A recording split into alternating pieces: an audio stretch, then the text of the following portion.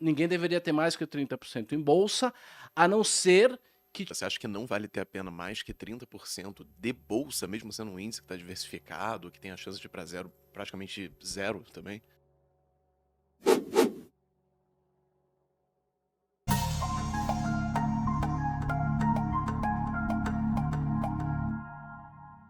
existe, em termos de estatística, duas maneiras de calcular a probabilidade. A primeira é a probabilidade do conjunto. Uhum. O que é a probabilidade do conjunto?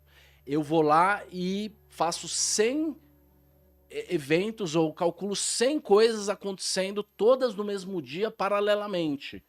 Eu tenho 100 Ns e tenho um evento. Uhum. Isso é a probabilidade do conjunto. Legal. Então 100 pessoas foram no cassino no mesmo dia. Se a probabilidade de quebrar for 1%, significa que é de se esperar que uma pessoa entre as 100 pessoas quebre naquele dia. Esses eventos são independentes. Se a pessoa 32 quebrar, a 33 não vai ser impactada. Só que a vida real e a bolsa não é a probabilidade do conjunto, é a probabilidade no tempo. É um único cidadão indo no cassino, ou sei lá, indo na bolsa todos os dias consecutivamente. Então, é um único. Uma única ser indo 100 amostras no cassino por dia. Se a probabilidade de você quebrar for 1%, e você quebrar no dia 32, não tem dia 33. O que eu tô querendo dizer com isso? Eu tô querendo dizer que se você tem 30% de bolsa e 70% de reserva de valor e a bolsa cai 70%, você vai vender reserva de valor para comprar a bolsa, porque a bolsa agora é 10, você comprou a 10 aqui. Agora, se isso acontecer consecutivamente, se a bolsa cai 80% algumas vezes, em algum momento você não tem mais retorno. Não tem mais nem o tesouro ali, né? É como se fosse um sistema de caixa d'água, você tem um vazamento e não tem mais volta. Isso chama critério de Kelly. Foi um físico que descobriu, o Kelly. E o Kelly trabalhava com um cara chamado Edward Thorpe. O Edward Thorpe tem um filme sobre ele chamado Quebrando a Banca, Legal. que é um filme sobre 21. Cartas, bem legal. O Edward Thorpe, que quem faz o papel é o Kevin Spacey, ele bateu mesmo a banca, bateu os cassinos. Hoje em dia, o 21 tem 5 cassinos, 5 baralhos por causa dele. Reembaralha por causa dele. Ele aprendeu a contar carta. Só que ele percebeu que o cassino era muito pequeno, ele queria ir num lugar maior. E aí ele foi pra bolsa. Então ele escreveu How Bet the Dealer, que é como quebrar a banca do cassino, em 63. E em 67 ele escreve How Bet the Market. Então ele cria lá um modelo e quem trabalhava com ele era o Kelly. Então o Kelly que ensina para ele e ele já fazia essas apostas lá no cassino. Como é que ele ganhava no 21? Quando a probabilidade dele ganhar estava muito alta, porque ele tinha visto que tinha muita carta alta no baralho, a chance dele aumentava. Então ele fazia as apostas um pouco maiores, mas nunca ultrapassava 30%. Então Legal. essa é uma lei matemática. Se você expuser mais que 30% em alguma coisa que pode ir a zero várias vezes, você está colocando todo o sistema em risco. Então ninguém deveria ter mais que 30% em bolsa, a não ser que tivesse alguma espécie de seguro. Perfeito. E esse seguro ele pode ser através de opções, alguma coisa nesse sentido, né? Perfeitamente.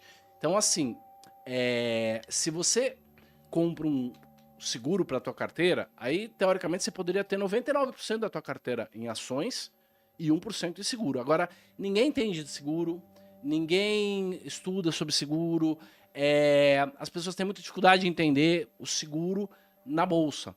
O que é o seguro? O seguro é você comprar uma put. Uma put é uma opção. O que é uma put?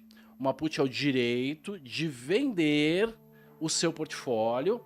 No caso, quem tem um automóvel. Todo mundo tem um automóvel e tem algum juízo, compra o seguro. O que é o seguro do carro? É o direito de vender o carro para a seguradora, se houver um sinistro, até uma determinada data, por um preço pré-determinado. E a maioria das pessoas faz o seguro. Não faz o seguro aquele com franquia, né? Quer dizer, você perde um pouquinho se der errado, mas beleza. Na bolsa é a mesma coisa. Você pode comprar direitos de vender a tua carteira de ações se houver uma queda muito rápida e muito acentuada no mercado. Como você faz isso? Através das opções do índice, que é muito mais barato. Porque a volatilidade do índice é mais baixa. Qualquer dia eu explico isso um pouco melhor. Mas de qualquer maneira, o seguro não deve ser um seguro do Ibovespa no 120 mil, que é o que ele está hoje. Por quê? Porque proteger a sua carteira de uma queda de 1% custa 4% ao mês. 4% ao mês composto dá 50% ao ano. Pô, vale a pena segurar um bem que metade dele por ano é o seguro? Vale a pena pagar um seguro de um carro que custa 50 mil e é 25 mil por ano no custo do seguro, Não né? compensa. Então, o grande risco no mercado e nos investimentos não são as pequenas quedas, não são as quedas médias. Normalmente, as pequenas quedas e as quedas médias são oportunidades de caiu e comprou. O grande risco do mercado financeiro são os crashes, as grandes quedas. Então, você vai comprar o seguro, a bolsa está no 120, você vai comprar o seguro lá no 90, lá no 85. E esses seguros custam extremamente baratos. Com uma quantidade muito pequena de seguro, você consegue proteger a sua carteira como um todo de grandes quedas, quedas acima de 30%, por exemplo, porque o resto a carteira se vira sozinha. Deixa eu tirar uma dúvida agora. Você acha que não vale ter a pena mais que 30% de bolsa, mesmo sendo um índice que está diversificado, que tem a chance de ir para zero, praticamente zero também? Então, se não houver nenhum tipo de seguro, não sou eu que estou dizendo, é uma lei matemática. Né? É uma lei matemática. A gente não vê um crash de 80% na bolsa desde 1930, entendeu? Mas a maior montanha que nós já vimos não é a maior montanha que existe. Né? Infelizmente, a sociedade hoje deve 3 vezes o PIB.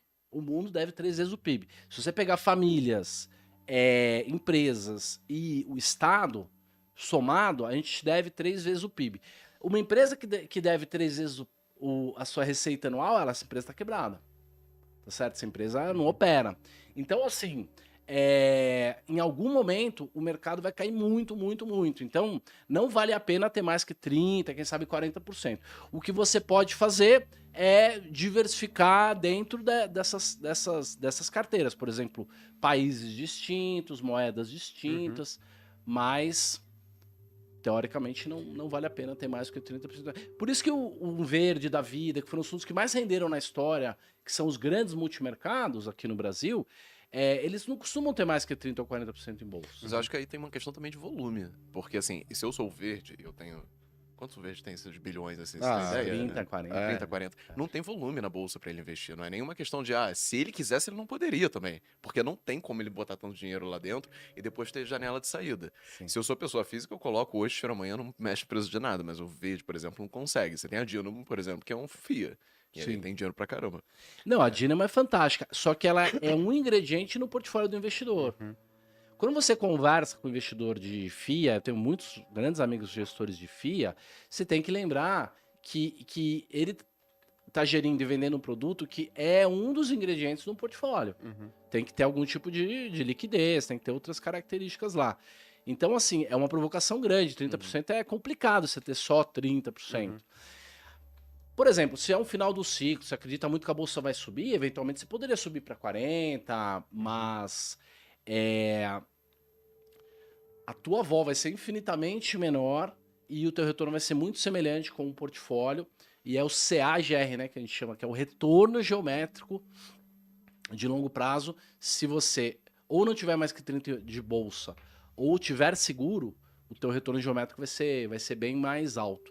Se alguém quiser ler um livro sobre isso, tem um livro chamado Safe Haven, Safe Haven, que é do Mark Spitznagel. O Spitznagel, ele é o sócio do Nassim Taleb. Eles têm um fundo chamado Universa. E esse fundo, ele rendeu 20 bilhões no crash 2020. Ele multiplicou o patrimônio 40 vezes. Caraca. Ele é um fundo só de seguro. Ele é um fundo só de seguro. Eles são muito especialistas em comprar seguros. Mas esse livro mostra lá que o Bernoulli, né? Um dos Bernoulli, né, que é um matemático suíço lá do século XVIII, XIX, já tinha provado, né, que ter um ativo mais seguro é mais vantajoso do que ter só o ativo, dependendo do custo do seguro. Legal. O que eu ia te perguntar? Quando a gente olha hoje o portfólio padrão do americano, ele tá lá basicamente 60% em ações, 40% renda fixa. Você acha que o portfólio padrão do americano, então, já tá desbalanceado seguindo as leis matemáticas? Os caras já não deveriam ter essa alocação, mesmo quando a gente fala em investimentos nos Estados Unidos, que historicamente é uma bolsa, né? É um mercado de ações mais maduro, que tem uma volatilidade menor e vem entregando historicamente retornos maiores do que a bolsa brasileira aqui. Você acha que mesmo assim o pessoal tá desbalanceado lá no portfólio padrão? Tá desbalanceado. Você usou o verbo no tempo certíssimo, a maioria das pessoas não usa. Então vem rendendo. A maioria das pessoas fala rende, né? Sendo que o passado não é garantia de futuro. A gente escreve isso em todos os disclaimers aí, né? Então, assim, o fato é que é muito possível que na vida de um investidor ele veja quedas de 60% ou 70%.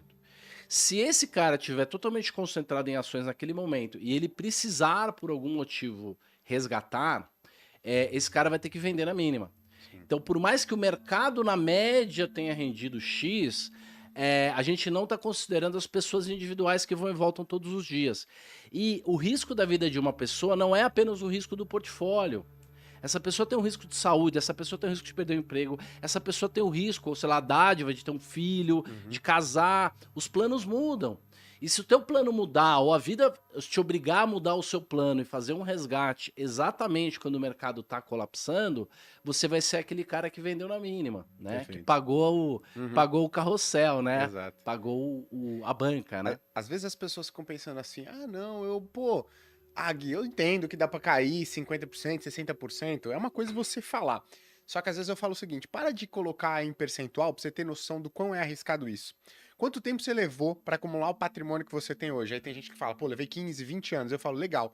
Agora pense o seguinte, você observar em um dia, uma semana, um mês, uma queda de 12 anos, como se você tivesse apagado o esforço que você realizou em 12 anos. Uma queda de 60% no patrimônio que você levou 20 anos pra acumular, é 12 anos de esforço, de trabalho sendo apagado em um único mês. Normalmente quando o teu irmão perde o emprego, quando teu cunhado tem um problema, vai morar na sua casa, crise, ela não vem sozinha, né? Vem outras coisas unidas, assim.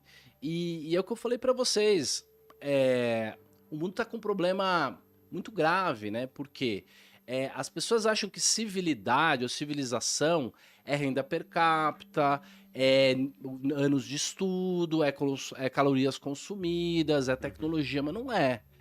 Civilidade é a capacidade de postergar uma recompensa. Uma sociedade muito civilizada é aquela sociedade que tem a capacidade de se sacrificar pelo futuro, pelos filhos, pelos netos. Hoje nós vemos uma sociedade que a pessoa não consegue fechar o olho um minuto, a pessoa não consegue ler 2 páginas do livro, a pessoa come 6, 7, 8 mil calorias e assim por diante. Então, nós estamos numa sociedade extremamente corrompida, nós estamos numa sociedade com um endividamento absurdo e nós estamos numa sociedade em que a gente tem um conflito bélico absurdo acontecendo, problema da China. Então, assim, ter 70%, 80% em bolsa seria legal para quem? Para quem tem uma renda muito alta, para quem tem um business que faz muito aporte, para quem realmente tem dinheiro sobrando mesmo, tem um patrimônio mais alto. Mas, cara, se você não tem uma reserva de valor de pelo menos 6 meses ou 1 ano, e você está 80%, 90% em bolsa, porque você acha que seu emprego corporativo que te paga 15 salários mínimos vai durar para sempre, não vai, né? Perfeito, Não vai. boa.